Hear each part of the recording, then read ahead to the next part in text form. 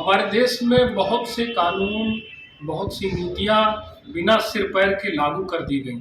शायद उनके पीछे कारण रहा होगा किसी वर्ग का तुष्टीकरण करना या वोट बैंक की राजनीति करना। उदाहरण के लिए आप देख लीजिए कि कैसे हमारे देश में मंडल कमीशन की मांगों को, उनकी सिफारिशों को लागू करके आरक्षण की व्यवस्था बहाल की गई। आपने जरा सोचा कि कौन सी जांच और कौन सा सर्वे कर उन्होंने ये आंकड़ा तैयार किया।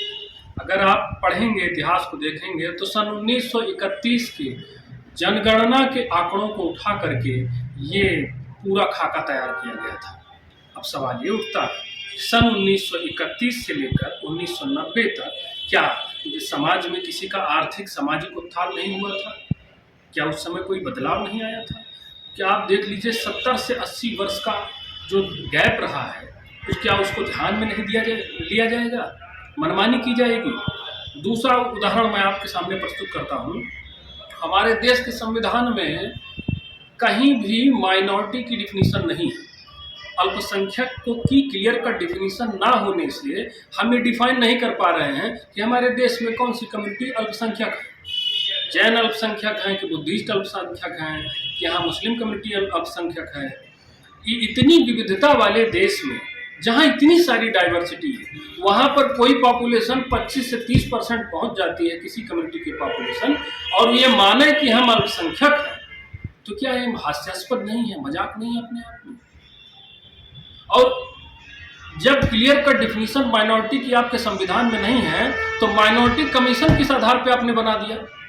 अल्पसंख्यक आयोग का आपने गठन कर दिया, और इस अल्पसंख्यक होने का लाभ उठा करके, क्योंकि आपने बस मान लिया है कोई खाका नहीं है, कोई कुछ नहीं है, इसके आधार पर लोगों को योजनाओं का लाभ दिया जा रहा है। छात्रवृत्ति अल्पसंख्यक आयोग की तरफ से छात्रवृत्ति मिल रही है, वजीफा मिल रहा है, सबकी सिफारिशों से, सबके सहयोग से।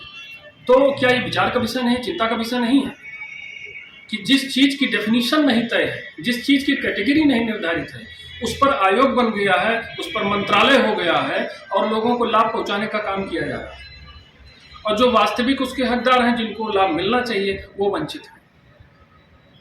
हमने संविधान नहीं बनाया, हमने बस वोट बैंक की राजनीति करने का एक खाका तैयार कर लिया, जिसकी लाठी उसी की भैंस। वहीं पर आप और आगे बढ़िए, सेकुलरिज्म, धर्मनिरपेक्षता, इसकी भी डेफिनेशन क्लियर कट आपको संविधान में नहीं मिलेगी। इसके नाम पर ऐसा भेदभाव चल रहा है। एक कम्युनिटी के लिए आपने दमनकारी कानून बना दिया है, निगरानी का कानून बना दिया है, एक कम्युनिटी को आपने स्वच्छंद छोड़ दिया, स्वतंत्र छोड़ दिया। आइए मैं 2-3 उदाहरण ही दे रहा हूं मौके पर, इसकी फहरिस्त बहुत लंबी है, और देश में केवल संविधान के कारण जितनी विकृतियां उत्पन्न हो रही हैं, जितनी समस्याएं उत्पन्न हो रही हैं, उस पर विचार होना चाहिए।